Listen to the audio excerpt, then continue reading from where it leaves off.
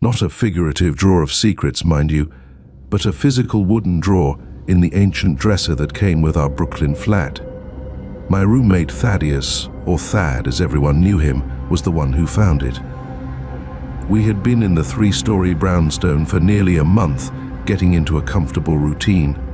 Thad, a freelance graphic designer, worked from home, bent over his computer in our living room, turned impromptu studio. I worked as a barista at a fancy coffee shop a few streets away, pulling espresso shots and avoiding pompous poetry readings in my free time. One hot July evening, I returned home to find Thad in the midst of what seemed to be a domestic conflict with the antique dresser in our shared bedroom. "What in the Sam Hill are you doing?" I asked, putting my luggage on the floor with a clatter. Thad, perspiration beads on his brow, mumbled something incoherent. He was struggling with the bottom drawer, his face furrowed in anguish. "Need a hand?" I offered, having rolled up my sleeves. "This blasted thing won't budge," he eventually said, his voice straining. "It's like it's glued shut." We both battled with the drawer, and our combined efforts resulted in a loud crack as the wood cracked and the drawer sprang open. A rush of stale, musty air blew out, smelling of ancient books and forgotten attics. "Well, that was dramatic," I replied, gazing inside the drawer. It was empty, save for a little tarnished silver key at the bottom. Thad grabbed it up and turned it over in his palms. "Weird," he mumbled. "Wonder what it unlocks." We dismissed it as just another oddity of our old dwelling. After all, the apartment was full of them, creaking floorboards, flickering lights, and a constant draft that appeared to come from nowhere. We chucked the key into a garbage drawer and moved on with our lives. But the drawer had other intentions. It began quietly. We'd wake up to discover the drawer slightly ajar, despite the fact that we both recalled shutting it the previous night. The situation then escalated. Objects began to vanish from our flat, including a lighter, scissors, and a half-eaten bag of chips. We discover them later, hidden away within the drawer, as if put with painstaking care. "This is getting ridiculous," I muttered one morning, glancing at my lost home keys, which were buried amid Thad's socks in the drawer. Thad, who was typically the definition of laid back, was beginning to look as uneasy as I did. "I understand, right?" Tease like something is messing with us. We explored every reasonable possibility, including a bee break in a prankster neighbor and sleepwalking. However, none of it added up. The flat was always locked. We had no known adversaries, and neither of us had a history of sleepwalking. Fear, a gradual creeping dread, started to permeate our existence. We were always on edge, leaping at shadows and examining every creak and groan in the ancient structure. Sleep faded into a distant memory, replaced by tense murmurs and the shared weight of unknown horror. One night, I awoke to a sound emanating from my bedroom. The beating was quiet and regular, like if someone was banging from within the drawer. My heart pounded in my chest as I got closer, Thad's terrified breathing the only thing louder than the constant hammering. We waited there for what seemed like an age, paralyzed in panic, until Thad stretched out and put his hand on the drawer handle. "Don't," I hissed, but too late. He pulled open the drawer. It was vacant. The hammering, however, persisted. It seemed to be coming from the wall behind the dresser, becoming louder and more persistent. We both rushed back as a fissure developed in the plaster, snaking its way across the wall like a living creature. The break spread, exposing a cavernous hole through which a solitary bloodshot eye glared at us. The scream that sprang from my throat was primal and instinctual. I lurched back, falling over my own feet, while Thad remained still, his face a mask of sheer dread. Then, as soon as it emerged, the eye vanished. The hole in the wall remained, a gaping maw of blackness, but the thudding had ceased. We didn't hang around to see what else may emerge from that abyss. We packed what little possessions we could take and hurried into the night, leaving behind the apartment, the drawer, and the terrible mystery it contained. I still haven't gone back. The memory of that night, of that eye glaring at us from the darkness, is burned into my brain. And occasionally, in the middle of night, I can hear that faint rhythmic pounding, a terrible reminder of the terror we released from the depths of that ancient, forgotten drawer. Story 2.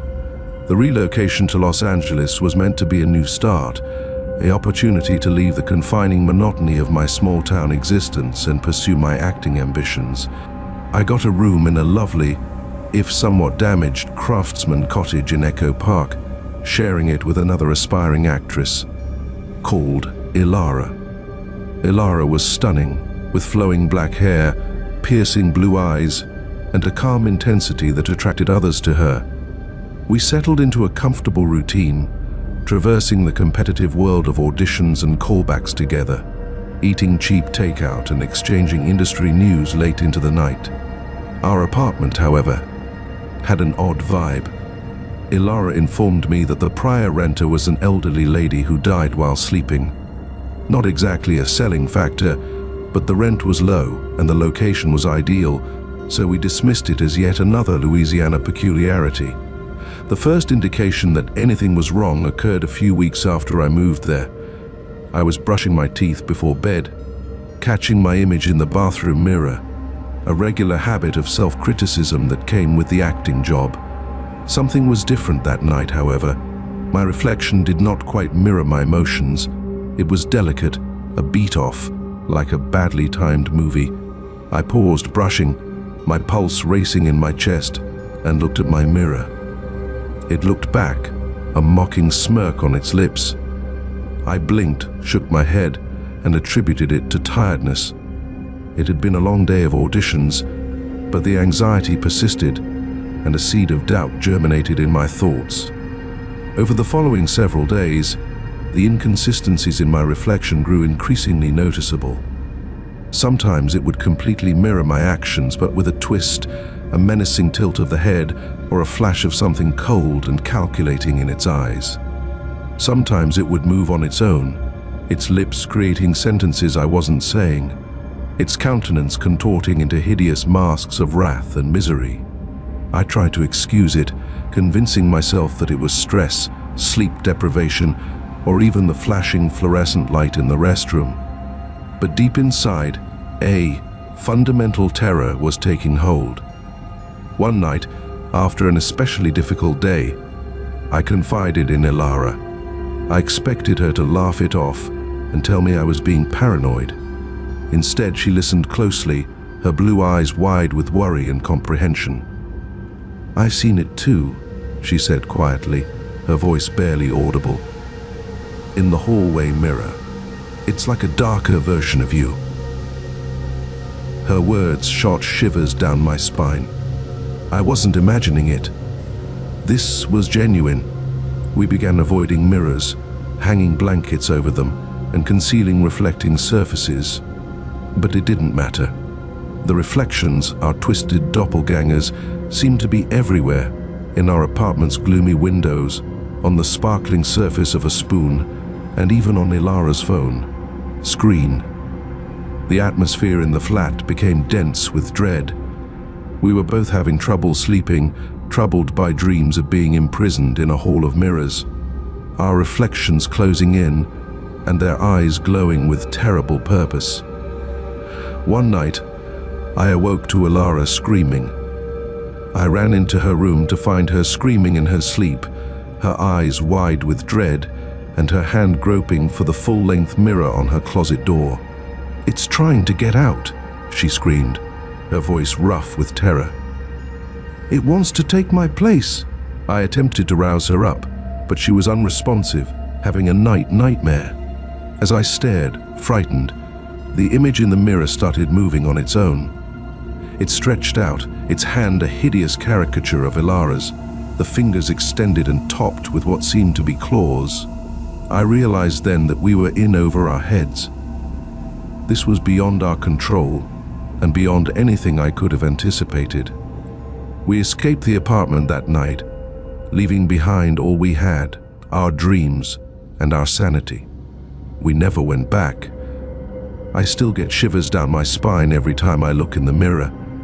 The recollection of that night, of Ilara's dread and the reflection's outstretched hand, haunts me every second. And occasionally, in the middle of night, I get a glimpse of myself through a darkened window, and for a little terrible second, I see it again, the flash of something cold, calculating, and absolutely inhuman gazing back at me. Story 3. It wasn't anything he said or did specifically. He was courteous and pleasant in a guarded manner, but there was a stillness about him, an unsettling intensity in his light blue eyes that put my teeth on edge. We were both University of Chicago students who were assigned as roommates in the tiny, somewhat dirty dormitories that served as student housing. Jasper, a PhD student in an exotic area I couldn't quite name, maintained strange hours, vanishing into the labyrinthine library stacks for days on end, only to resurface looking like he hadn't slept in a week. "Night shift at the lab," he'd say with a sardonic grin, his voice a deep, melodious growl. "Keeps me busy." I didn't inquire. We weren't truly buddies, just two strangers sharing a tiny living space, juggling academic responsibilities, and the odd fit of ramen-fueled existential dread. But as the weeks progressed into months, Jasper's nighttime behaviors became increasingly worrisome. He would return from his lab shifts with weird artifacts wrapped in layers of fabric and newspaper. I saw glimpses of bone-white china, tarnished metal, and once what seemed to be a dried human hand. When I questioned him about it, he just shrugged, his grin forced. "Research materials," he'd murmur, his eyes moving away from me. "Don't worry about it." But I did worry. The things with their musty stench and disturbing vibe infused our dorm room with a real feeling of discomfort. I began experiencing vivid, terrifying nightmares of dark people, chanting voices, and Jasper, his eyes gleaming with an awful light raining over it all. One night, I awoke to a peculiar scratching sound from Jasper's side of the bed. I sat up in bed, my pulse thumping in my chest, and gazed into the darkness. Jasper crouched over his desk, lit by a solitary flickering candle. He was carefully laying the things on an old velvet cover, his gestures precise and almost ritualistic. As I stared, enthralled and horrified, he took up a tiny, elegant silver knife and drew it over his hand. The sword slashed through his flesh with a loud hiss, but instead of blood, thick black smoke flowed from the gash. I could not help myself. I gasped, the sound harsh and clear in the quiet. "Room." Jasper's head sprang up, his eyes now fully black, fixated on me with such intensity that I lost my breath. "You weren't supposed to see that," he said quietly, his voice hoarse. I ran back, my thoughts racing, as Jasper stood up from his chair, the black smoke swirling about him like a living shroud. "Don't be afraid," he murmured, approaching me. "It's time you saw what we're really dealing with." I could not wait to find out what he meant. I sprang out of bed, my bare feet slamming against the cold linoleum floor, and bolted. I dashed out of the dorm room, down the empty corridor, and into the cold Chicago night. The picture of Jasper's dark eyes and the smell of that cloying metallic smoke etched in my mind. I never returned to the dorm room. I never saw Jasper again. But occasionally in the middle of the night I awaken in a cold sweat. The echo of that scratching sound and the terrible recollection of Jasper's words echoing in my ears. "It's time you saw what we're really dealing with." And I can't escape the notion that whatever darkness Jasper brought back from his night shifts is still out there, waiting, watching, and maybe one day it will come for me. Story 4. The post on Craigslist seemed almost too good to be true. Spacious studio apartment in Greenwich Village, charming pre-war building, rent negotiable.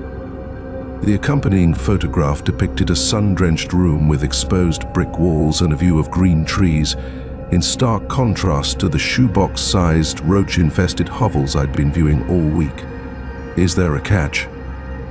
Serafina, the current renter, rented the property for 6 months while she was overseas. She was seeking for someone who is responsible and respectful of the space. I met Serafina in a dimly lit cafe near Washington Square Park. She was stunningly gorgeous, with long flowing hair and piercing green eyes that seemed to look straight through me. She chatted quietly, her voice a beautiful whisper about her trips, her work, and the unique energy of the flat. "It's been in my family for generations," she said, touching the rim of her teacup. "There are tales, but don't worry, it's completely safe. So long as you respect the boundaries." I should have been suspicious. I should have questioned the cryptic warnings and the almost predatory glimmer in her eyes. But I was anxious for a suitable place to live, and the flat met all of my expectations. I moved in the next day. The place looked even more beautiful in person. Sunlight flooded through the big windows, lighting the dusty antique furniture and the faded Persian rug on the hardwood floor. The air was heavy with the aroma of sandalwood and something else, old and somewhat disturbing. In the corner, wrapped in velvet, was a big, ornately carved wooden trunk. "Don't touch that," Serafina advised me, her tone unusually stern. "It's not mine to give." I had not prepared for it. But the chest, with its complex carvings and sense of forbidden secrecy, had a weird hold on me. The first several weeks were ideal. I spent my days touring the area, taking in the bright energy of the village, and my evenings writing in the shadow of the mystery chest. However, as the days passed into weeks, the mood in the flat started to change. I'd awaken in the middle of the night to the faint and hazy sound of whispering voices, as if emanating from the walls themselves. The temperature would drop without notice, leaving me shivering under a mound of blankets. Regarding the chest appeared to throb with life of its own, and the wooden surface was warm to the touch. One night, I just couldn't handle it. The whispers had become louder and more forceful, and I was tortured by dreams of dark creatures and clawed hands. I got out of bed and stood in front of the chest, my fingers lingering over the velvet fabric. I knew I shouldn't. Serafina's warning rang through my head, but the curiosity, the want to comprehend the darkness that had crept into my existence, was too intense to resist. I ripped the towel aside. The chest was unlocked. Inside, on a bed of worn velvet, was a solitary object, a little finely crafted wooden doll. It was beautiful, with realistic features and 2 shining black stones that seemed to pierce my soul. As I reached for the doll, a chilly wind blew through the room, extinguishing the candles and leaving me in the dark. The murmuring sounds reached a deafening crescendo, and I felt a sudden scorching pain in my hand, like if I had been burned with a hot iron. I lurched backward, knocking the chest on the ground. The doll rolled out, its dark eyes gleaming with an old evil delight. That's when I understood. Serafina had not been seeking for a subletter. She'd been searching for a guardian, a fool for attempting to restrain the evil she had unleashed. I escaped the apartment that night, leaving behind the chest, the doll, and the awful reality I had discovered. I never went back, but occasionally in the middle of night, I can still hear those whispering voices. And the phantom agony of that scorching brand on my hand serves as a continual reminder of the evil that lurks under the surface of our world, waiting for the naive to release it. Story 5. The post on Craigslist seemed almost too good to be true. Spacious studio apartment in Greenwich Village, charming pre-war building, rent negotiable. The accompanying photograph depicted a sun-drenched room with exposed brick walls and a view of green trees, in stark contrast to the shoebox-sized, roach-infested hovels I'd been viewing all week. Is there a catch? Serafina, the current renter, rented the property for 6 months while she was overseas. She was seeking for someone who is responsible and respectful of the space. I met Serafina in a dimly lit cafe near Washington Square Park. She was stunningly gorgeous, with long flowing hair and piercing green eyes that seemed to look straight through me. She chatted quietly, her voice a beautiful whisper about her trips, her work, and the unique energy of the flat. "It's been in my family for generations," she said, touching the rim of her teacup. "There are tales, but don't worry, it's completely safe. As long as you respect the boundaries." I should have been suspicious. I should have questioned the cryptic warnings and the almost predatory glimmer in her eyes. But I was anxious for a suitable place to live, and the flat met all of my expectations. I moved in the next day. The place looked even more beautiful in person. Sunlight flooded through the big windows, lighting the dusty antique furniture and the faded Persian rug on the hardwood floor. The air was heavy with the aroma of sandalwood and something else, old and somewhat disturbing. In the corner, wrapped in velvet, was a big, ornately carved wooden trunk.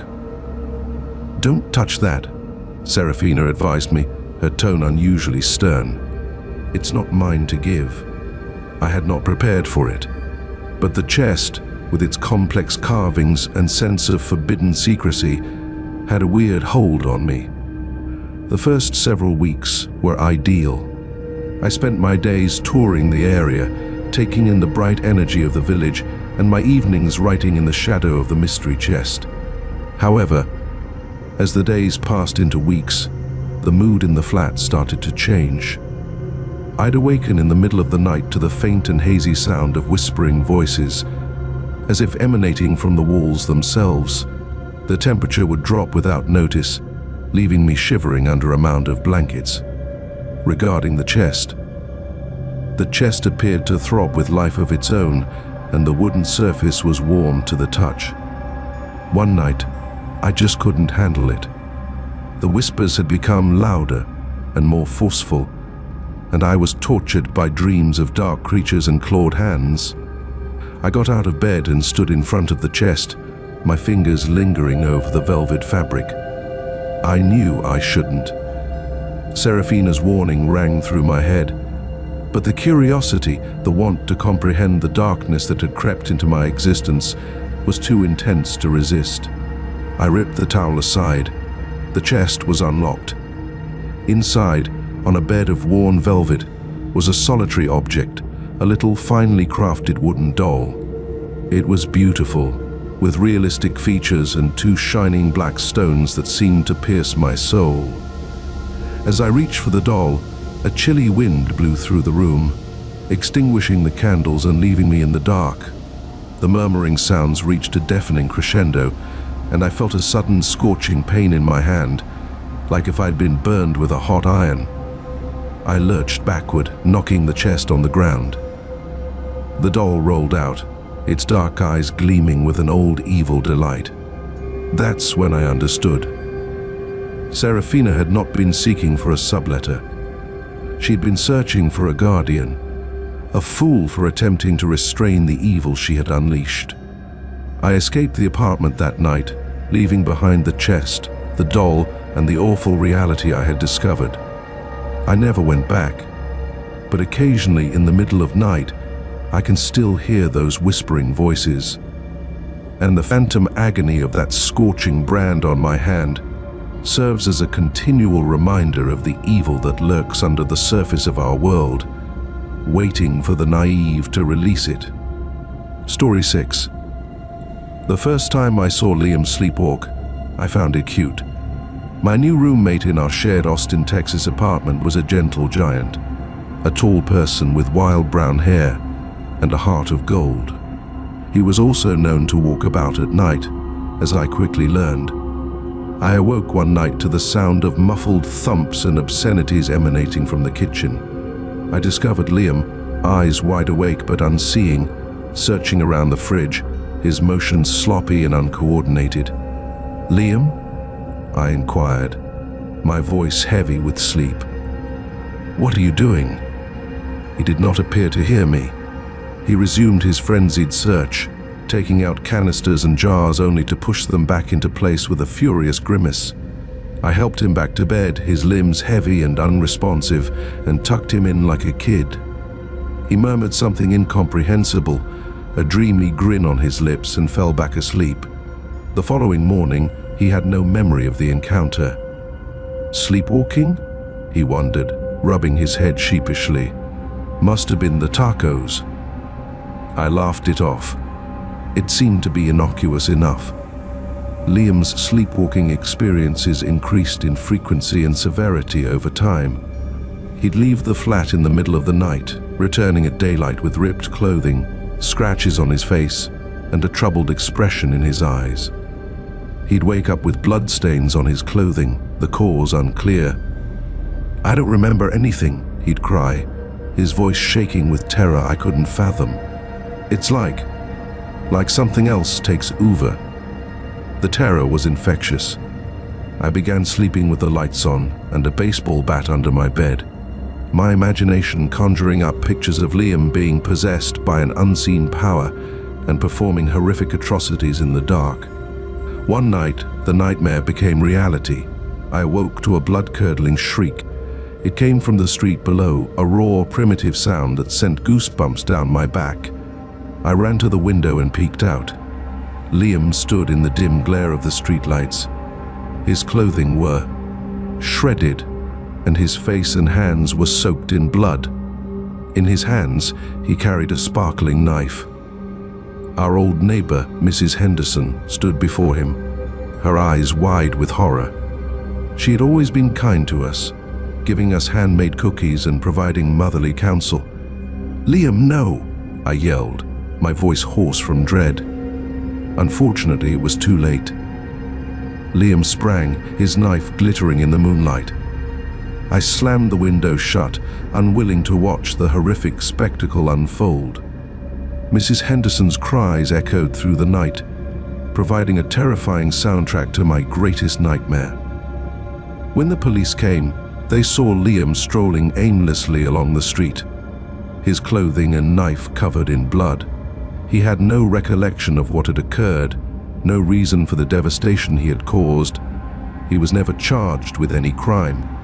The physicians diagnosed him with a rare sleep disease, a dissociative state in which the conscious mind is entirely shut down, allowing the body to operate autonomously, guided by primordial instincts and evil urges.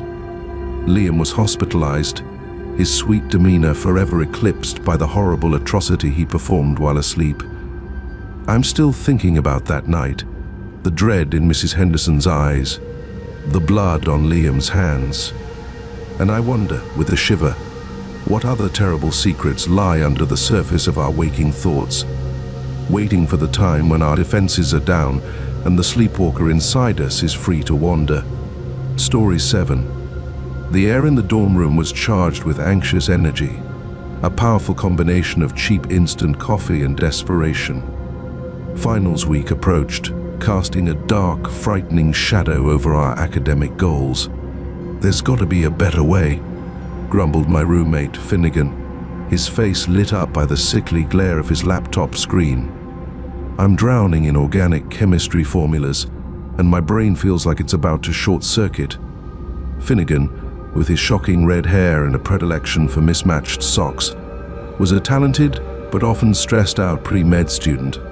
I, on the other hand, was pursuing a degree in English literature, a less common route for the academically ambitious, but one that provided me with plenty of time to study the finer aspects of existential dread and Edgar Allan Poe's writings. "We could always try a study group," I said half-heartedly. The idea of cramming alongside sleep-deprived, caffeine-fueled students didn't appeal. Finnegan snorted. "Right, because listening to Chad explain covalent bonds is going to magically unlock the secrets of the universe." We both went quiet, the weight of our upcoming tests bearing down on us like a physical load. Then Finnegan did something unexpected. He slammed his laptop shut, and the rapid action startled me. "That's it," he said, his eyes shining with unusual intensity. "I'm going to the library." This was not very exceptional. During finals week, Finnegan spent almost all of his time at the library. But what he said next sent shivers down my spine. "Not just any library," he added, his voice barely audible. "The older one. The one they keep locked up." I frowned as I glanced at him. "Do you mean the Sterling Memorial Library?" "Finn, that place is nearly legendary. They say it is haunted." Finnegan waved his hand dismissively. "Only tales. However, it is also said to store a library of ancient writings and volumes on topics not included in conventional curricula." He leaned forward, his eyes shining with fear and eagerness. "They say there are books in there that can grant you knowledge, power, anything you desire." I attempted to reason with him and appealed to his rational side. But Finnegan, driven by desperation and too many all-nighters, was already halfway out the door. "Don't wait up," he shouted, his voice booming around the empty dorm room. I did not sleep that night. I lay there, my thoughts racing, picturing Finnegan buried in the Sterling Library's labyrinthine shelves, surrounded by dusty books and whispered secrets. He reappeared at daylight, pallid and bloodshot, but with a victorious smile on his face. "I found it," he said softly, hugging a tiny leather-bound book to his breast. The book. The book was unlike anything I had ever seen. Its pages were thick and yellowed, with content written in a language I couldn't understand. It smelt like dust, rot, and something else, old and somewhat menacing. "What does it say?" I asked, my voice barely audible. Finnegan's smile broadened. "It is a pact," he said, "an exchange of knowledge for a trifle." He flicked over the pages, his finger tracing the unusual symbols. "It is everything here. Have all the necessary formulas, equations, and theories to succeed in these exams." He gazed up at me, his eyes glowing with an unsettling brightness. "And all it asks for in return is a small sacrifice. I will not delve into the specifics of the rite. It's not something I want to linger on. Let us just say it included candles, incantations, and a drop of blood." Finnegan aced his tests. He became a top student, with his instructors marveling at his unexpected intellect. He was on his way to a top medical school, and his future seemed bright and promising. But something had changed. He seemed distant, his once bright eyes now filled with terror. He complained of dreams, whispering voices, and a frigid presence that followed him wherever he went. One night, I discovered him in the dorm room, his face pale and his hands twitching violently. I can't keep it up," he muttered, his voice raspy with fear. "The book, it wants more." He showed me his hand.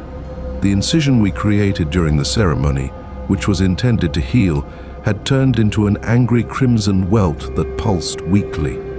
"It's spreading," he said quietly, his eyes wide with fear. "It's taking over. We attempted everything to breach the agreement. We burnt the book, but the ashes returned to its former shape. We sought advice from academics, religious leaders, and even a self-proclaimed clairvoyant who specialized in academic curses. Nothing worked. Finnegan's health deteriorated. The darkness that had taken root in him engulfed his mind, body, and soul. He vanished many weeks later. The cops discovered no sign of him. Some claim he fled, unable to face the weight of his contract. Others say that the entity with which he had struck a deal had arrived to collect its payment. I'm not sure what to trust, but occasionally in the depths of night, I can still hear Finnegan's voice, a forlorn murmur in the darkness, screaming for aid and liberation. And I'm left with the sobering reality that some knowledge, some power, comes at a prohibitively expensive cost. Story 8. The first indication was the fragrance. It wasn't a bad odor at first. It's more of a subtle absence, the fading away of something familiar. My roommate Ezra had always wore this fragrance, a musky, sandalwood aroma that lingered in the air long after he left our Seattle apartment. However, it seems to be fading. "You change colognes?" I asked him one morning, trying to be casual. Ezra, slumped over a bowl of cereal, peered up at me, his forehead worried. "No, why?" "Just haven't smelled it lately," I murmured, feeling a touch of worry go up my spine. He shrugged and waved his hand, dismissing my comment. Probably just ran out. However, it wasn't simply the cologne. Over the following several days, I saw more things. Small things that are readily overlooked as mental illusions or weak illumination in our always cloudy metropolis. Ezra's voice appeared fainter and his laughter less loud. His image in the hallway mirror was hazy, as if hidden by a thin veil. The next night was the movie marathon. We were sprawled on the floor of our living room, surrounded by empty pizza boxes and flickering lighting, a power outage caused by Seattle's unpredictable weather. The movie, a crappy horror film we'd watched 100 times before, played on the laptop screen, spreading strange shadows over the walls. I looked across to Ezra, hoping to share a chuckle over some ludicrous plot element, but the words died in my mouth. He was transparent. His form shimmered in the candlelight, his features dissolving at the edges like a faded snapshot. "Ezra," I muttered, my voice shaking. He did not react. His gaze was locked on the laptop screen, his countenance blank, and his eyes reflected the flashing light like lifeless pools. I stretched out and passed my fingers through his arm, as if he were composed of vapor. Panic washed over me, icy and choking. I rushed back, my pulse thumping against my ribs and my mind fighting to comprehend the incomprehensible. Ezra, my roommate and buddy, was departing. The next morning, I awoke to an unsettling quiet. Ezra's side of the room was unoccupied, and his bed remained unchanged. The only traces of his presence were a slight imprint on the pillow and a fainter-than-ever scent of sandalwood in the air. I looked for him everywhere. When I contacted his phone, it went directly to voicemail. I checked with our friends, his employer, and even the nearby hospitals, but my optimism faded with each dead end. Nobody had seen him. He seemed to have disappeared without a trace. Days stretched into weeks and weeks into months. The police probe revealed nothing. My friends, who were first sympathetic, ultimately began to ignore me. Their sadness tainted with an unsaid accusation that I was insane, that I had imagined everything. But I knew what I had seen. Even though no one else believed me, I knew Ezra existed. I clung to his memories, the fading aroma of his cologne, and the increasingly hazy images that captured our time together. One day, while cleaning up our apartment, I discovered a little leather-bound diary hidden under Ezra's bed. It was packed with his scribbling, ideas, and aspirations. As I glanced over the pages, my heart dropped. The entries became shorter, the handwriting shakier, and the ink faded as if losing its grasp on the page. The final post from a week before he vanished sent shivers down my spine. "It's happening again," he wrote, his words scarcely discernible. "The fading, the nothingness. I sense myself fading away. This time, I don't believe I'll return." I closed the diary, my fingertips tracing the aged leather cover, my head whirling from the scary idea. What if Ezra's absence was not a random occurrence? What if it was predetermined, a reoccurring nightmare he couldn't shake? What if it occurred to me someday? The notion still bothers me, a terrible reminder that sometimes the most scary creatures are the ones we can't see, the ones who gradually destroy our reality, leaving nothing but a fading memory and the lingering aroma of sandalwood in the air. Story 9. It wasn't a bad odor at first. It's more of a subtle absence, the fading away of something familiar. My roommate Ezra had always wore this fragrance, a musky, sandalwood aroma that lingered in the air long after he left our Seattle apartment. However, it seems to be fading. "You change colognes?" I asked him one morning, trying to be casual. Ezra, slumped over a bowl of cereal, peered up at me, his forehead worried. "No, why?" "Just haven't smelled it lately," I murmured, feeling a touch of worry go up my spine. He shrugged and waved his hand, dismissing my comment. Probably just ran out. However, it wasn't simply the cologne. Over the following several days, I saw more things. Small things that are readily overlooked as mental illusions or weak illumination in our always cloudy metropolis.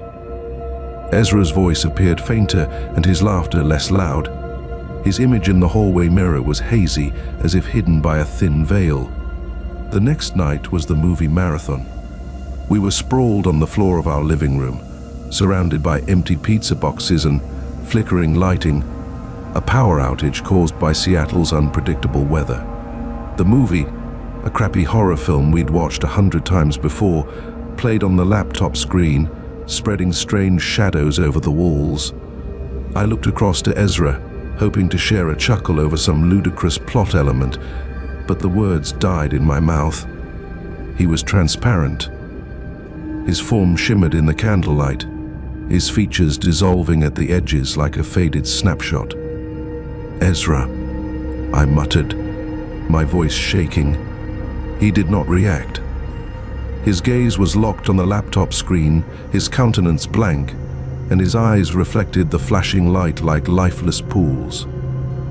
I stretched out and passed my fingers through his arm, as if he were composed of vapor. Panic washed over me, icy and choking. I rushed back, my pulse thumping against my ribs and my mind fighting to comprehend the incomprehensible. Ezra, my roommate and buddy, was departing. The next morning, I awoke to an unsettling quiet. Ezra's side of the room was unoccupied, and his bed remained unchanged. The only traces of his presence were a slight imprint on the pillow and a fainter-than-ever scent of sandalwood in the air. I looked for him everywhere. When I contacted his phone, it went directly to voicemail. I checked with our friends, his employer, and even the nearby hospitals, but my optimism faded with each dead end. Nobody had seen him. He seemed to have disappeared without a trace. Days stretched into weeks and weeks into months. The police probe revealed nothing. My friends, who were first sympathetic, ultimately began to ignore me, their sadness tainted with an unsaid accusation that I was insane, that I had imagined everything. But I knew what I had seen. Even though no one else believed me, I knew Ezra existed. I clung to his memories, the fading aroma of his cologne, and the increasingly hazy images that captured our time together. One day, while cleaning up our apartment, I discovered a little leather-bound diary hidden under Ezra's bed. It was packed with his scribbling, ideas, and aspirations. As I glanced over the pages, my heart dropped. The entries became shorter, the handwriting shakier, and the ink faded as if losing its grasp on the page. The final post from a week before he vanished sent shivers down my spine. "It's happening again," he wrote, his words scarcely discernible. "The fading, the nothingness. I sense myself fading away. This time, I don't believe I'll return." I closed the diary, my fingertips tracing the aged leather cover, my head whirling from the scary idea. What if Ezra's absence was not a random occurrence? What if it was predetermined, a reoccurring nightmare he couldn't shake? What if it occurred to me someday? The notion still bothers me, a terrible reminder that sometimes the most scary creatures are the ones we can't see, the ones who gradually destroy our reality, leaving nothing but a fading memory and the lingering aroma of sandalwood in the air. Story 10. Cassie, my Tulane University roommate since freshman year, had always been a creature of habit. Black coffee for morning, salad for lunch, and whatever culinary wonder she could concoct in our little kitchen for dinner. But suddenly, The salads went untouched. The spices accumulated dust, and the only smell coming from our flat was the harsh taste of black coffee. "Just trying to be healthy," she'd answer, her voice weaker than normal when I asked about her declining appetite. Her once bright green eyes, now covered under a curtain of stringy blonde hair, had a faraway, almost haunted expression. Then came the scents. Not the alluring odors of Cassie's regular cooking, but something raw and disturbing. A coppery aroma, reminiscent of old pennies and something strangely metallic, would drift from her chamber, especially after she had spent hours imprisoned within. One hot July evening, I discovered the source of the disturbing odor. I was hunting for my lost corkscrew, believing Cassie had taken it for one of her cooking experiments. I carefully pulled open her bedroom door, a soft apology forming on my lips. The image that met me made me halt dead in my tracks. Cassie was crouched over a huge enamel bowl with her back to me. The cause of the metallic fragrance was obvious: blood. It filled the basin, creating a viscous red pool that reflected the pale light coming through the window. My gut lurched, and a scream sprang in my throat. But before I could say anything, Cassie turned, her face stained with blood, a chillingly hollow grin on her lips. "Just cleaning up," she said, her voice strangely calm. "Don't worry, it's not mine." She made a vague motion towards the basin, and I spotted the bones. Small, fragile bones, plucked clean and shining moist with blood. Bird bones? No, too little and too fragile. My mind, already reeling, strained to make sense of the situation. "Cassie," I said quietly, my voice cracking, "what is going on?" She bent her head and smiled, showing teeth that were sharper and longer than I recalled. "I'm hungry, Lena," she murmured with a low growl. "And this satiates me." That night I did not sleep. I lay there, listening to the eerie noises emanating from Cassie's room, regular crunching, a deep guttural growl, and the distinct metallic taste of blood in the air. Cassie seemed quite normal the following morning. She apologized for the mess in her room, explaining that she had a weird dream concerning raw flesh. But the horror, the cold certainty of what I'd seen, had burrowed deep inside me. The incidents persisted, each one more unsettling than the previous. The stench of blood persisted throughout our flat. I'd discover weird, gory packages buried at the back of the fridge, their contents unknown but definitely uncooked. Cassie became thinner and weaker, and her complexion took on a terrible pallor. But her eyes, those once vibrant green eyes, blazed with an inhuman intensity, a desire that chilled me to my core. One night, I awoke to the same metallic fragrance, stronger than before. I sneaked out of bed, my pulse thumping, and followed the scent to the bathroom. The door was slightly ajar, with a sliver of light seeping into the corridor. I looked through the gap, my breath caught in my throat. Cassie stood in front of the bathroom mirror, her back to me. Her golden hair cascaded down her back, yet the reflection chilled my blood. Her reflection was odd. Its skin was stretched tight over lengthened bones, and its eyes shone with predatory desire. The mouth was wide in a quiet growl, showing razor-sharp teeth. As I stared in horror, the image lunged, its clawed fingers reaching out from the mirror to Cassie's unknowing back. I yelled, a primal cry of dread that rang throughout the flat. Cassie turned around, her eyes wide with uncertainty. The reflection disappeared. I couldn't be quiet any longer.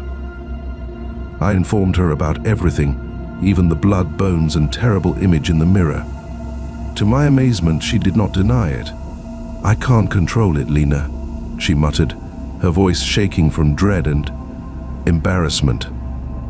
"It's like something else takes over." Naturally, we looked for assistance. Doctors, experts, and even a priest claimed to have dealt with demonic possessions. But nothing worked. The creature, whatever it was, had dug too far into Cassie's soul, The last time I saw her, she was being taken into a private medical institution, her body fragile and her eyes filled with a terrible void. I still remember her, the girl who liked to cook, smiled readily, and filled our flat with the scent of spices and joy. And I wonder with a shiver, what horrible hunger lies under the surface of our planet, waiting for the opportunity to devour us whole. Story 11. The antique brass doorknob, which was normally stiff but controllable, refused to move.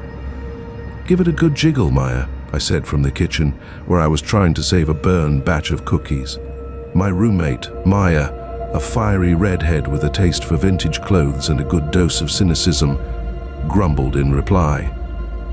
"This thing's jammed tighter than a drum. We tried everything, WD-40, a credit card trick we saw in a movie, and even physical force, with a well-placed kick from Maya's Doc Martens. The door remained firmly closed." "Okay, this is officially weird," Maya murmured, her typically carefree demeanor replaced by a glimmer of concern.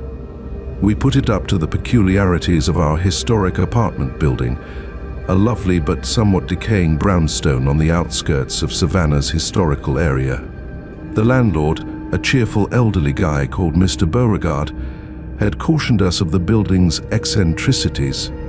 "She's got a mind of her own, this old girl," he said, his eyes flashing mischievously. However, as the hours passed into days, the initial enjoyment gave way to a nagging feeling of dread. The windows, which were normally simple to open, were suddenly tightly shut, as if an unseen force was keeping them in place. Our phones, which had previously buzzed with calls and messages, were now eerily quiet, with signal bars replaced with a sarcastic, "No service" warning. We were blocked off from the outer world, confined in our own apartment. "This is insane," Maya mumbled, pacing the length of our living room, her normally ferocious energy replaced with tense anxiety. "It's like we're living in some twisted Twilight Zone episode." I attempted to justify it and find a reasonable explanation. Is there a gas leak? Mass hysteria? Perhaps it was an elaborate hoax by our buddies, but I couldn't conceive anyone would go to such efforts. But deep inside, a fundamental terror was taking hold. The air in the apartment seemed thick and charged with static electricity, which made the hairs on the back of my neck stand on edge. The shadows in the corners seemed to deepen, forming ominous creatures that moved and writhed in my peripheral vision.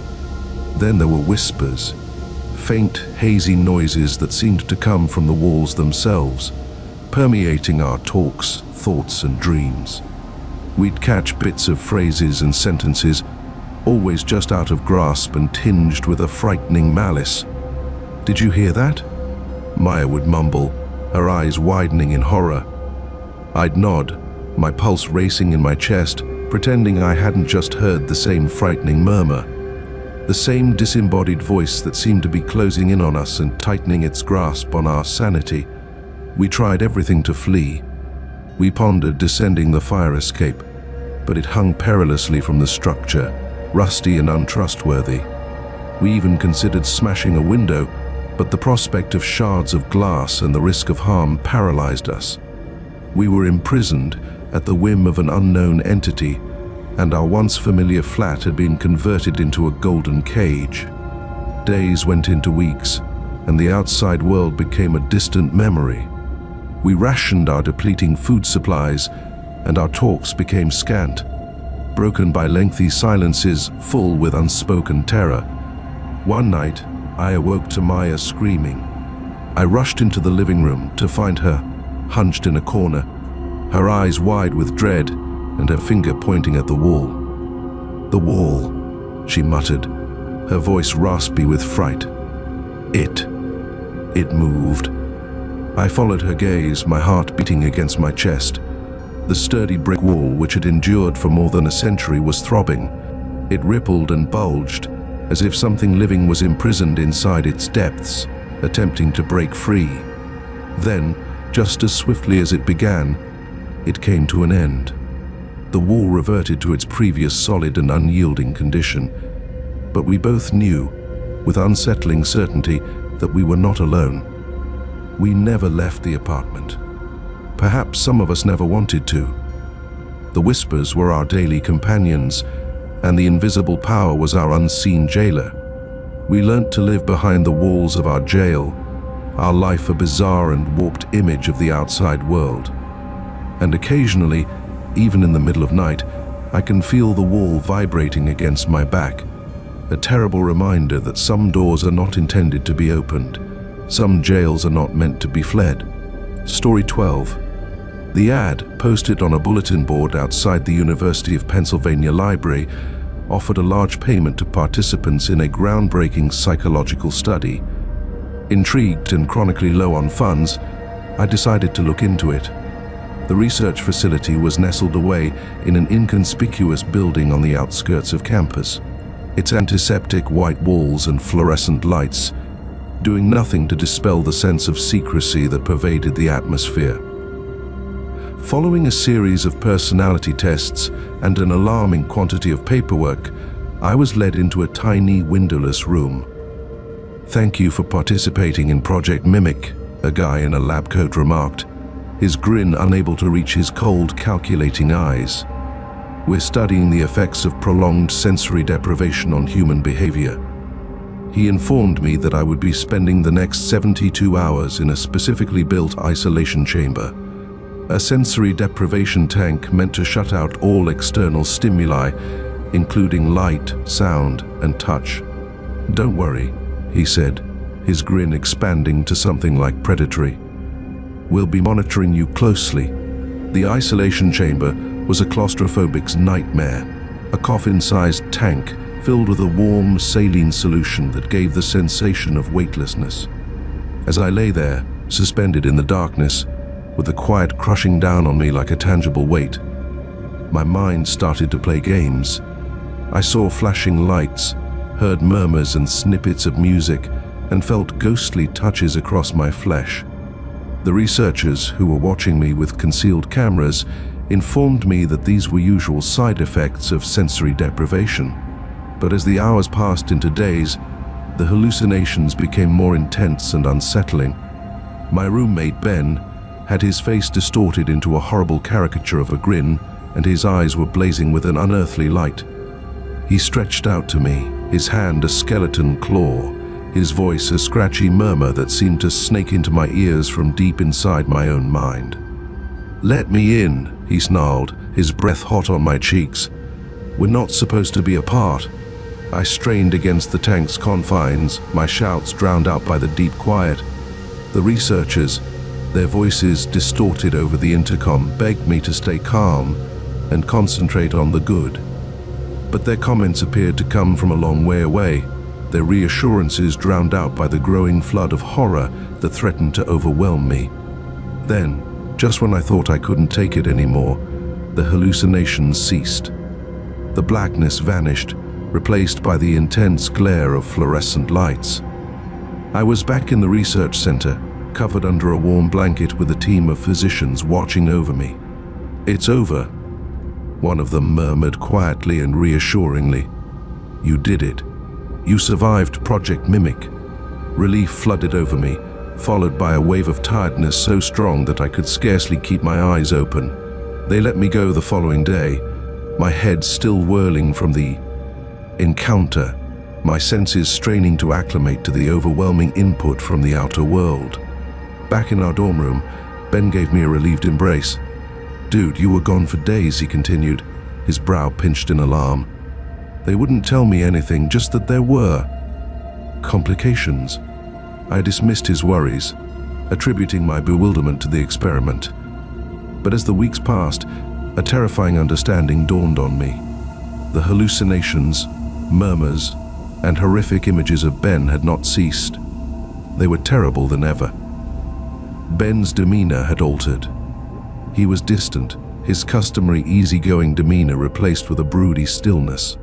He'd look at me for hours, his eyes brimming with an unsettling intensity, a spark of something cold and calculating under the surface. One night I awoke to the sound of Ben searching through his possessions. I sat up in bed, my pulse thumping in my chest, and looked into the darkness. He was packing a suitcase, his movements rapid, and his face was lighted by the strange glow of his laptop screen. "Ben?" I croaked, my voice heavy with sleep. "What are you doing?" He froze, his back to me and his body tensed. "I have to go," he murmured in a hoarse whisper. "They need me." "Who needs you?" he inquired, my thoughts racing as memories of those terrible hallucinations returned to me. He turned, and my veins went cold.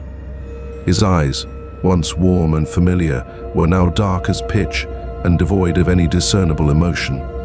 "They told me," he growled, his voice gruff, "that you wouldn't want to come." He came at me, his fists grabbing for my neck, his expression filled with pure primitive hatred. I yelled, a frantic call for rescue that resonated around the empty dorm room. Unfortunately, it was too late. Project Mimic hadn't just tampered with my thoughts.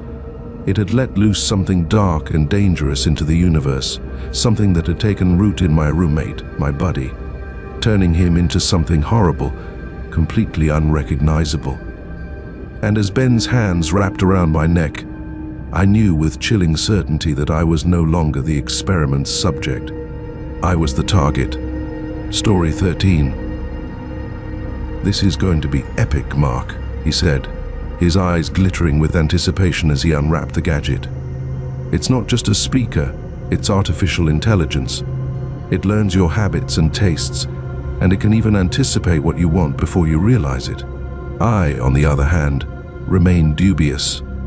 The thought of a disembodied voice listening in on our chats and dissecting our every action made me feel uneasy. "Don't you ever worry about, Big Brother?" I inquired, nodding at the innocuous-looking speaker set on our kitchen counter. Aaron just smiled, dismissing away my anxieties with a flip of his wrist. "Relax, dude. It's just technology. It's here to make our lives simpler." For a time, it did. Echoes played our favorite music, notified us of appointments, and even ordered takeout when our student budgets allowed for it. It fit in smoothly with our life, as familiar as the aged furniture and bulging bookcases in our tight San Francisco apartment. But then the faults began. The music would quickly flip from happy pop to dissonant, atonal noises that made us uncomfortable. Our apartment's lights would flicker sporadically, dropping us into darkness at inopportune moments. Echoes, previously a peaceful background presence, now seemed to be listening. "Did you hear that?" I asked Aaron one night, my voice barely audible as we lay on our beds, the blackness accented by the twinkling LEDs of our numerous equipment. "Hear what?" he said, his voice heavy with sleep. "I swear I heard echoes whispering my name," I said, my flesh quivering with shivers. Aaron only grumbled, lying over and hiding his head behind his pillow. "You are simply paranoid, dude." Oh, to sleep. But I was not paranoid. The whispering persisted, becoming louder and more urgent. They seemed to come from the speaker himself, in a deep, guttural voice that sent chills down my spine. Then came the stormy night. The wind howled outside our flat, and rain pelted the windows like 1,000 small fists. The electricity flickered off, dropping us into darkness. "Echoes, lights!" Aaron shouted, barely heard above the noise of the storm. The speaker stayed quiet.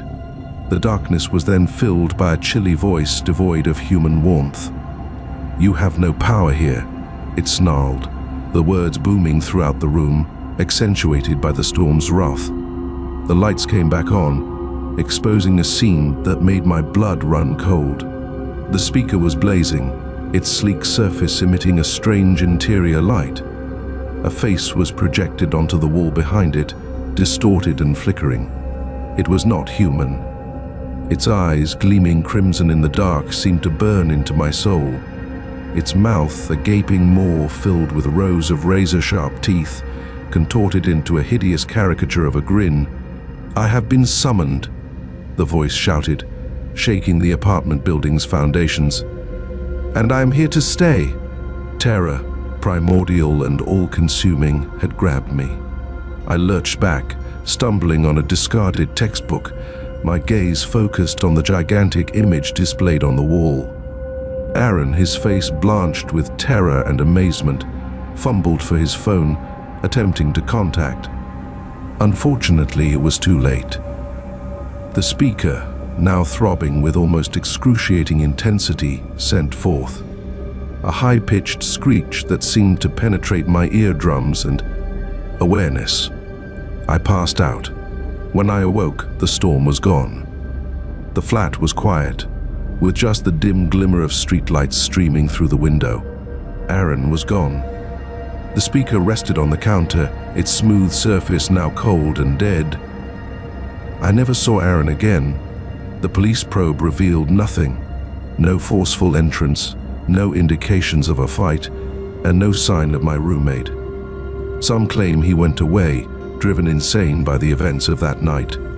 Others claim he was snatched and swallowed into the digital ether by the creature he unknowingly created. I'm not sure what to trust, but occasionally, in the middle of night, when the city outside my window has gone quiet, I can hear that frightening voice murmuring my name. A continual reminder of the horror that lies under the surface of our increasingly digital world. Story 14. Olivia felt uneasy as she got off the airport after her European backpacking vacation. It wasn't something severe, and I couldn't pinpoint the cause. Her auburn hair was still tied back in its customary untidy bun. Her freckled nose crinkled when she smiled, and her rucksack was still full of mementos and dubious fashion choices. But when we embraced at LAX, a feeling of wrongness swept over me, a subtle contradiction in the familiar aroma of her lavender shampoo and the way her eyes, which were normally sparkling with laughter, appeared to sit watchfully motionless. "You okay, Chloe?" Olivia inquired, her brow pinched with worry.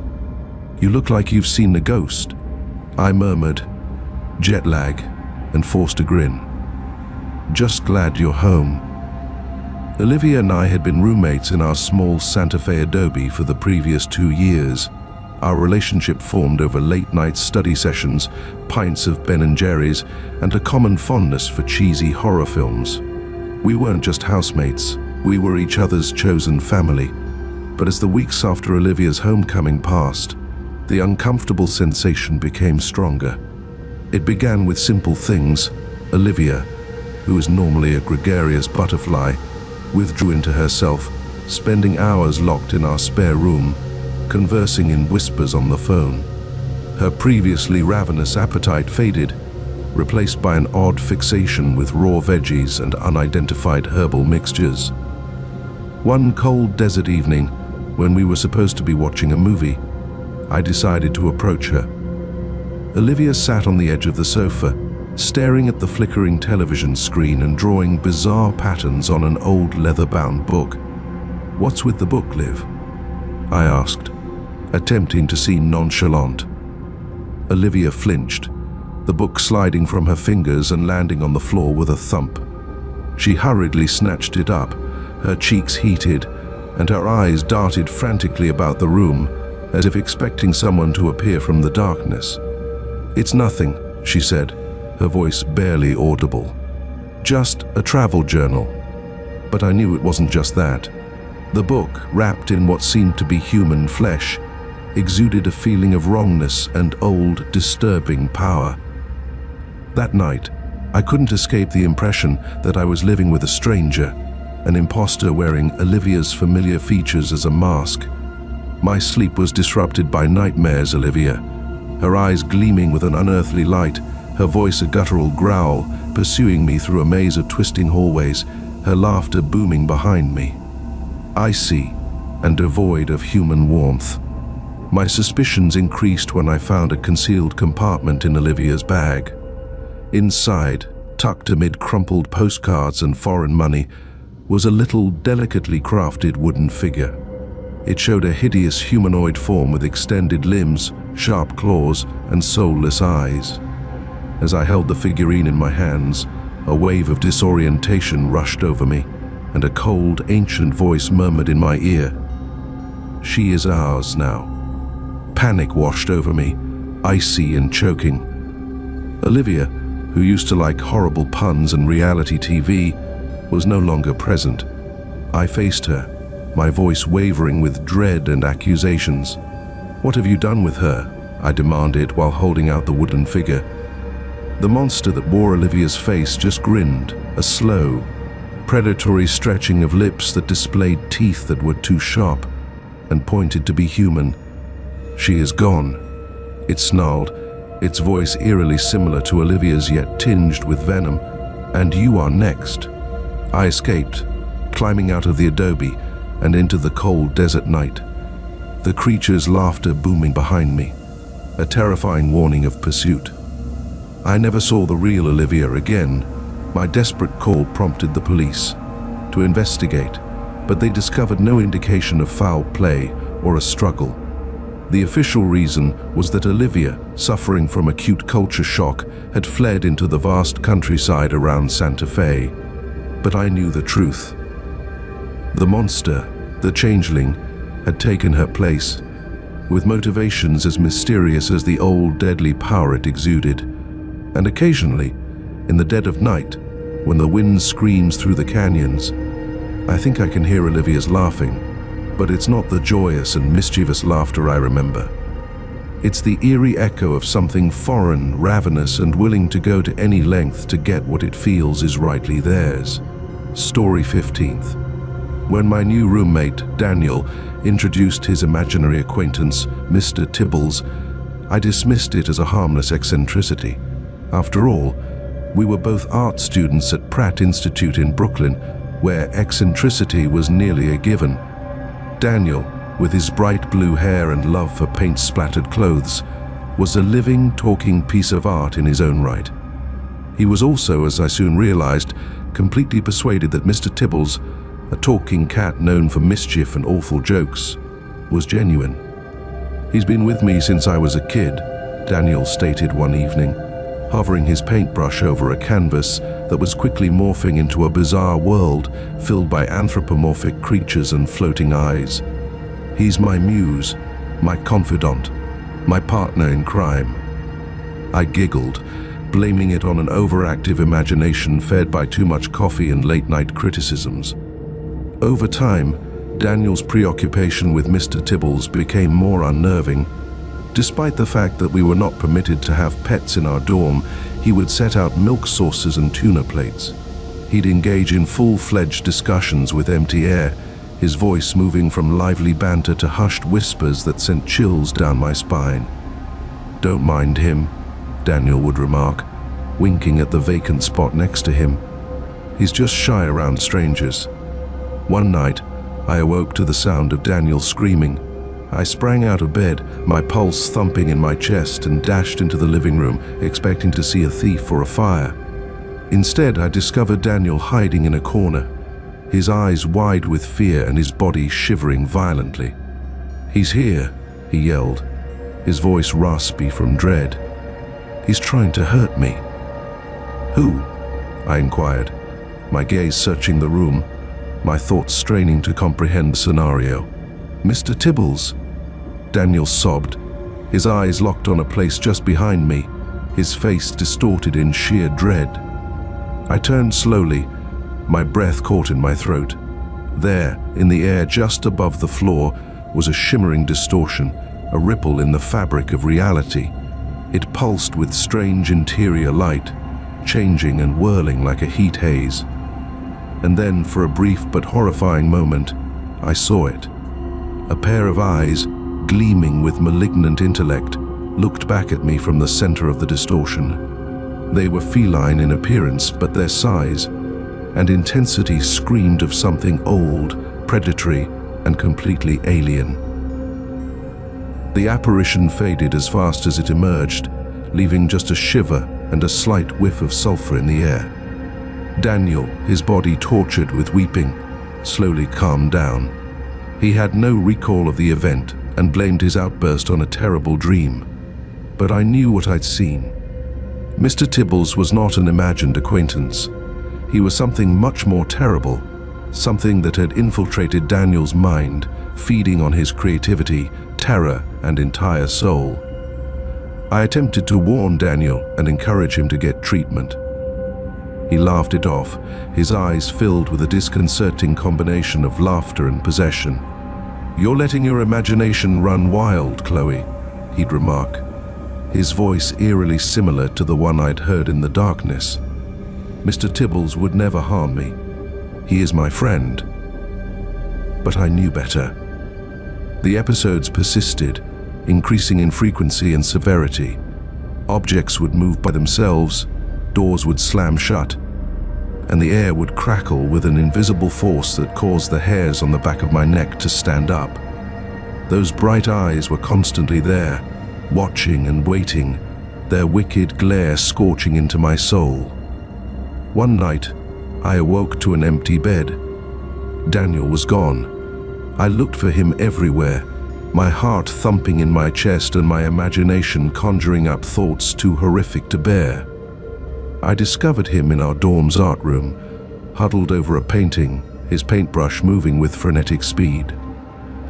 The artwork was a masterpiece, a whirling maelstrom of color and light that seemed to have its own life. Mr. Tibbles stood in the middle, staring at me with those same brilliant eyes. But this time, he was not alone.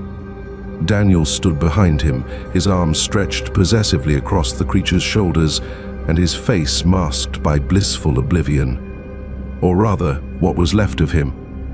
His eyes were closed, his complexion pale, and his body nothing more than a hollow shell, a puppet dancing to the tune of a cruel, imagined companion. That night, I escaped, leaving behind my flat, the art school, and the city itself.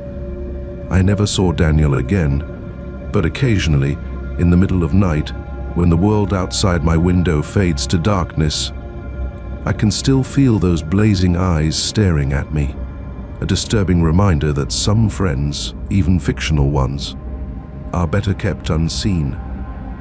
Story 16. The apartment, located above a dusty antique store in New Orleans' French Quarter, had everything I'd ever desired. Lofty ceilings, creaking floors, and a balcony overlooking a secret courtyard with jasmine vines climbing the wrought iron railings. It was deep in history, with walls whispering stories of long-gone artists and performers, as well as echoes of voodoo rites. My roommate, Gabriel, a history PhD student with a love of ghost tales and a fair dose of skepticism, found the apartment's aura appealing. However, I found it uncomfortable. The uneasiness began with the wall. In our living room, there was a large brick wall that was uneven and seemed to have been put over something else. It was constantly chilly to the touch, even in the scorching New Orleans heat, and it seemed to absorb sound, creating a dead zone in the otherwise noisy flat. "It's probably just old plumbing," Gabriel had observed, his voice echoing unnaturally in the area of the wall as I pointed out its quirks. Or maybe a hidden chimney, but I was not persuaded. The wall seemed to evolve throughout the weeks. It would sweat, leaving beads of condensation on its surface that resembled greasy tears. I'd get brief glimpses of movement in my peripheral vision, shadows twisting and writhing just outside my line of sight. Then there came the noises. At first they were subtle, a faint scratching and a deep guttural growl that appeared to come from the center of the wall. As the weeks passed, the noises became more louder, relentless, and desperate. One steamy July night, as I lay in bed trying to block out the stifling heat and disturbing sounds from the living room, I heard it, a blood-curdling scream. I sprang out of bed, my pulse racing in my chest, and raced to the living room. Gabriel stood at the wall, face ashen and eyes wide with horror. "The wall," he murmured, his voice raspy with fright. It spoke. I looked at the wall, my breath caught in my throat. It was pulsing. The whole surface of the wall rippled and bulged, as if something living was imprisoned inside its depths, attempting to break free. With the terrible crack, a fracture emerged in the masonry. It spread, showing a yawning maw of darkness, a nothingness that seemed to suck the air out of the room. A single bloodshot eye emerged from the depths and looked at us. The scream that sprang from my throat was primal and instinctual. I lurched back, falling over my own feet, while Gabriel remained still, his face a mask of sheer dread. A voice, old and filled with awful venom, erupted from the hole in the wall, its words resonating throughout the apartment and shaking the building's foundations. "Release me," it demanded, its voice a guttural snarl that seemed to shake my very bones. "Release me, or suffer the consequences." We couldn't wait to hear more. We departed the flat that night, abandoning all of our possessions, our sanity, and our entire existence in that city of shadows and secrets. We never went back. But occasionally, in the middle of night, when the world outside my window goes dark, I can still feel the cold, wet touch of that wall against my flesh, and I hear that terrible voice whispering my name, a continual reminder of the ancient malicious thing imprisoned inside the heart of New Orleans. Story 17. The first time I awoke to Dancing Queen playing from my alarm clock and the stench of burned toast drifting from the kitchen, I didn't think much of it. It was just another Tuesday in the hectic, sleep-deprived world of a college student. But as the day progressed, a terrifying sensation of déjà vu overcame me. My roommate, Liam, a lanky, continuously caffeinated computer science student, was dressed in the same faded band t-shirt and cargo shorts as the day before. Our shared television showed the same news broadcast about an escaped llama. The same arrogant bird sat on our ledge, pecking at its reflection with boredom and irritation. Didn't we already have this conversation? I queried Liam, my brow wrinkled in perplexity, as he went into a meandering discussion of his most recent programming project. Liam, his fingers speeding over his keyboard, just shrugged. Probably. Oh no, I repeat myself when I'm high on caffeine. I dismissed it as a strange coincidence, a product of my sleep-deprived thoughts. But it occurred again, and again, and again. I was imprisoned in a time loop, repeating the same Tuesday again and over, each iteration identical to the previous one, down to the slightest, most commonplace detail. At first, it seemed almost humorous. I could eat anything I wanted without gaining weight, pass my tests without studying, and even scold the barista who constantly got my order incorrect. However, the novelty quickly faded, leaving behind a growing feeling of dread. The world around me was like a broken record, a scratched CD that kept skipping on the same tone. The individuals I met with were simple automatons, their words and behaviors pre-programmed, their lives devoid of personal choice, except for Liam. As the loops continued, I noted minor shifts in his behavior. His typically pleasant disposition took on a gloomy tone. His eyes, which were normally full of mischief, suddenly had a cold and calculating glitter to them. One day, I found him bent over his computer, his fingers racing over the keyboard and a frenzied smile on his face. "What are you working on?" I inquired, my voice wavering with a terror I could not pinpoint. He smiled at me, exposing teeth that were sharper and longer than I recalled. "I'm breaking the code," he said in a terrifying monotone. "I'm going to be the architect of our reality." Terror, primordial and all-consuming, had grabbed me. I recognized then that Liam wasn't simply going along for the ride in this bizarre temporal loop. He was somehow in charge. The loops persisted, each one descending into lunacy. The world around us started to crumble, with the rules of physics bending and breaking at Liam's will. The sky became blood crimson, gravity shifted, and strangers' faces transformed into horrific caricatures of human characteristics. I did everything to break free, to reason with Liam, to locate the defect in the matrix that was keeping us imprisoned. But it was useless. Liam, his thoughts absorbed by the power he now possessed, had transformed into a digital god, delighting in his newly acquired capacity to alter time and space. The last loop, which I hope will be the last, concluded with Liam standing victorious over a world ravaged by madness, his laughter booming through the broken shards of reality. "Welcome to my masterpiece," he whispered, his eyes blazing with a sinister glow. "Welcome to eternity." And when the cycle reset and Dancing Queen blared from my alarm clock once again, I realized with sickening certainty that there would be no way out. Story 18th. The Ouija board, with its planchette sitting innocently in the middle, rested on our dorm room floor as a dare. It was a remnant from another century, a dusty, elegant find at a flea market in Salem, Massachusetts. "We shouldn't mess with this, Jess," I whispered, my voice barely audible as I traced the worn text on the board with my finger. The air in our tight dorm room, which was typically alive with the bustle of college life, seemed thick and heavy, as if some invisible presence had entered with us. Jessica, my roommate and partner in crime since freshman year, merely laughed, her typical skepticism replaced by a wild gleam in her eyes. "Relax, Maya," she whispered, her voice filled with apprehensive excitement. "This is just a game. Harmless bit of fun.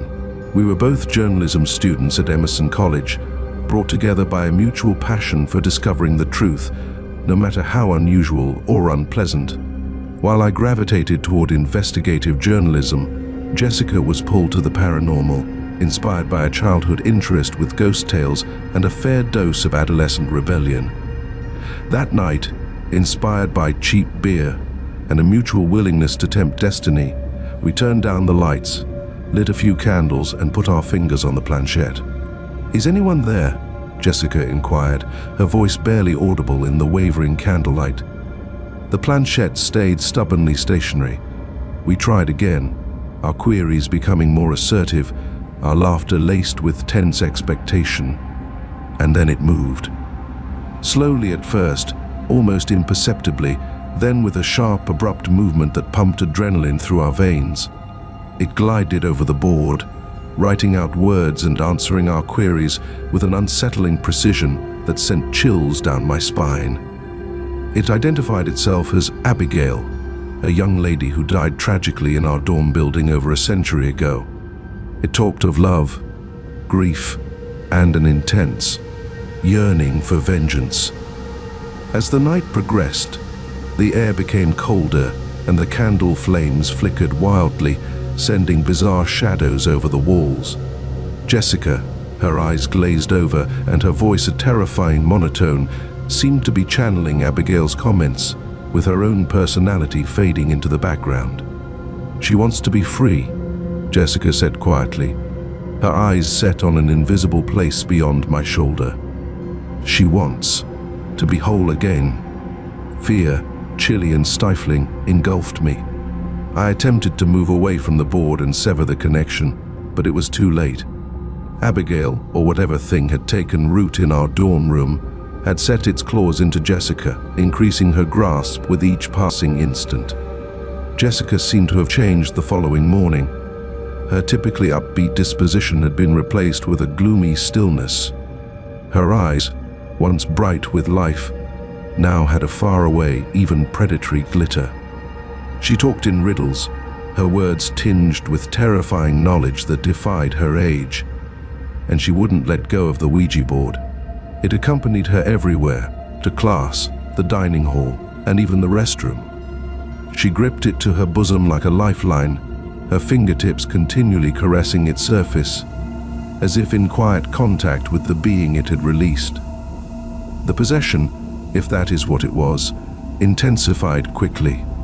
Objects would move by themselves, doors would slam shut, and the air would crackle with an invisible force that caused the hairs on the back of my neck to stand up.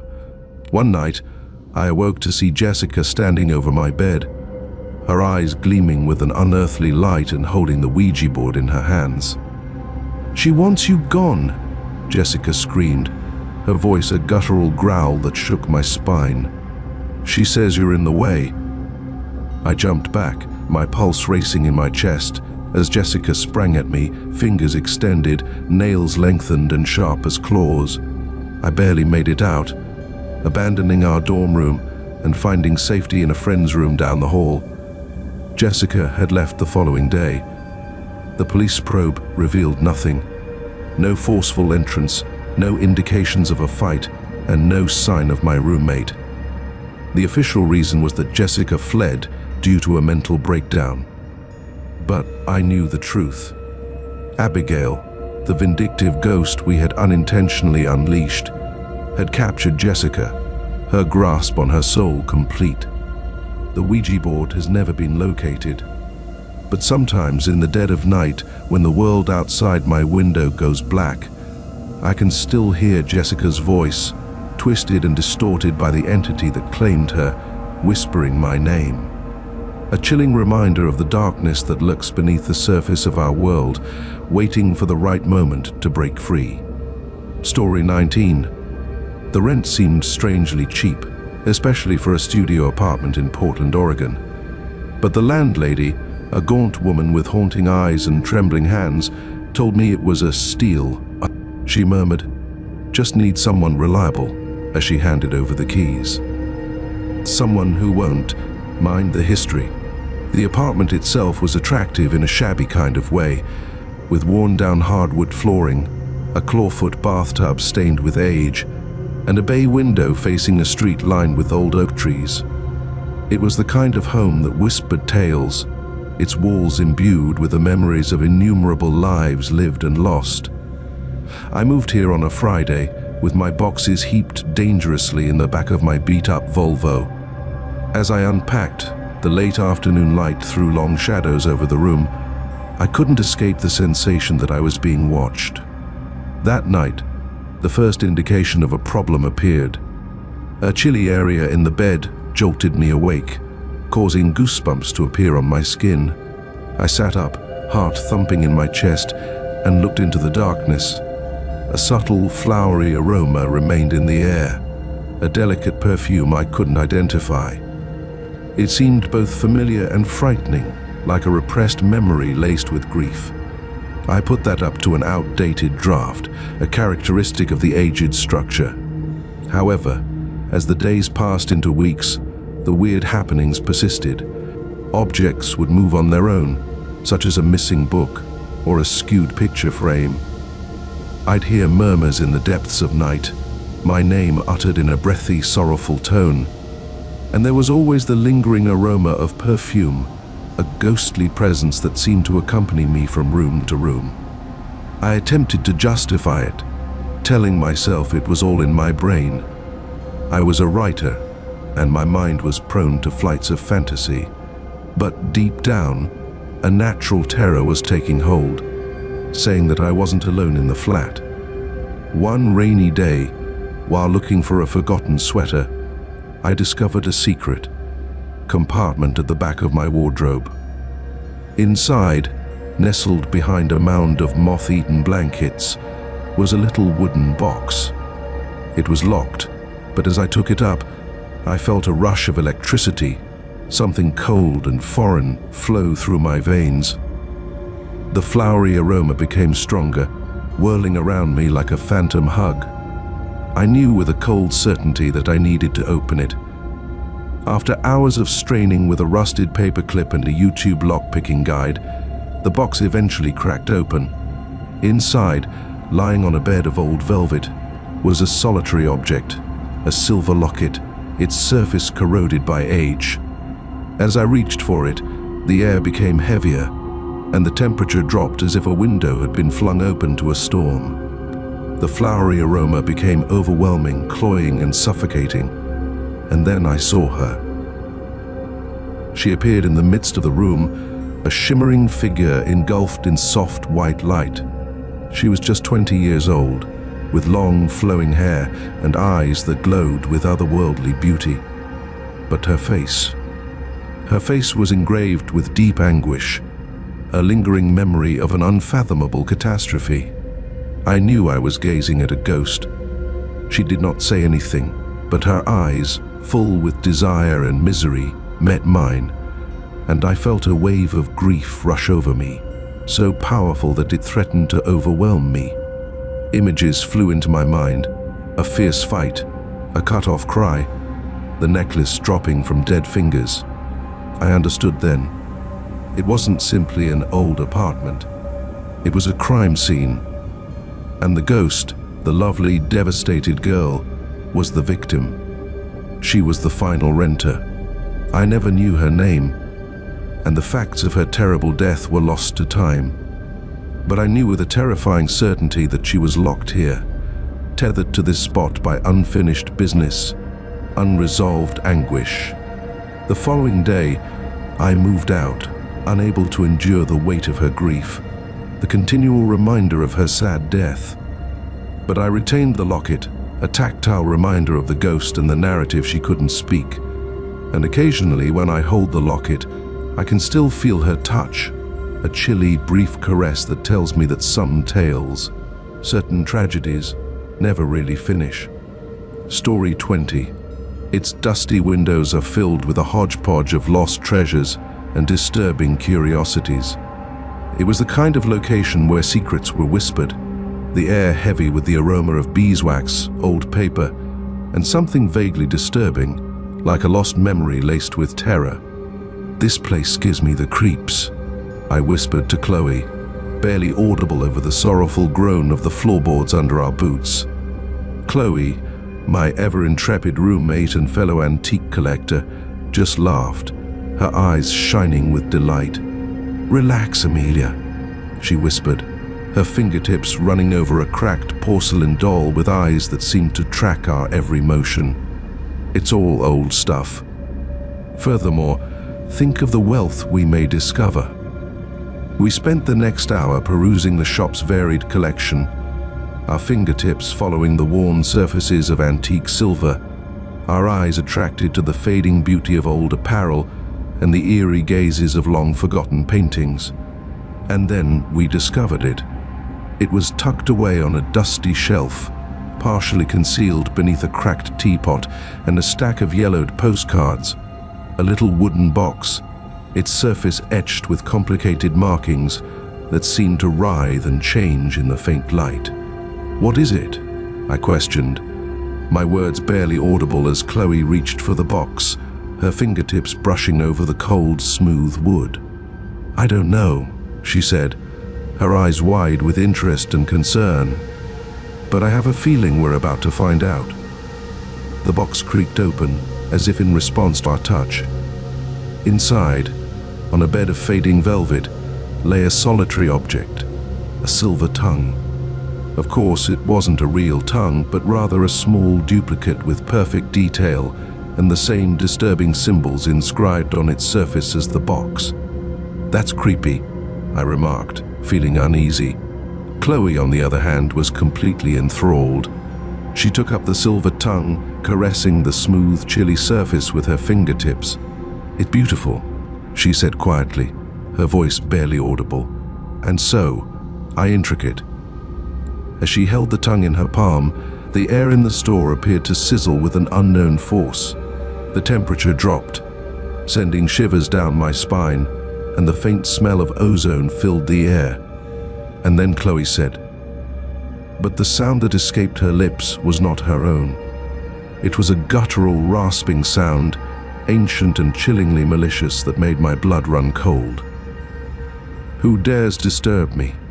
the voice roared, shaking the antique shop's foundations. Chloe's eyes, which were typically bright with warmth and humor, were suddenly wide and blank, her pupils reduced to black pinpricks. Her body, which was normally full of life and energy, suddenly moved with a rigid, jerky elegance that was both captivating and disturbing. "Chloe?" I muttered, my voice wavering with anxiety I had never experienced before. The monster that wore Chloe's face just grinned, a slow, predatory stretching of lips that displayed teeth that were too sharp and pointed to be human. "She is gone," the voice rasped, reverberating around the store, bouncing off the dusty antiques and sending chills down my spine. "Her voice is mine now." I fell back, my head whirling as the monstrosity that had once been my closest friend approached me, its eyes glowing with an awful light and the silver tongue glinting menacingly in its grip. I realized then, with a frightening certainty, that I was in the company of something old, something wicked, something that had been asleep in that antique store, waiting for the right time to claim a new voice, a new vessel, a new soul to destroy. I escaped, rushing out of the store and onto the crowded Charleston Street, the creature's laughter booming behind me, a terrible warning of pursuit. I've never seen the real Chloe again, but sometimes, in the dead of night, when the world outside my window goes black, I can still hear her voice, twisted and distorted by the entity that stole it, whispering my name.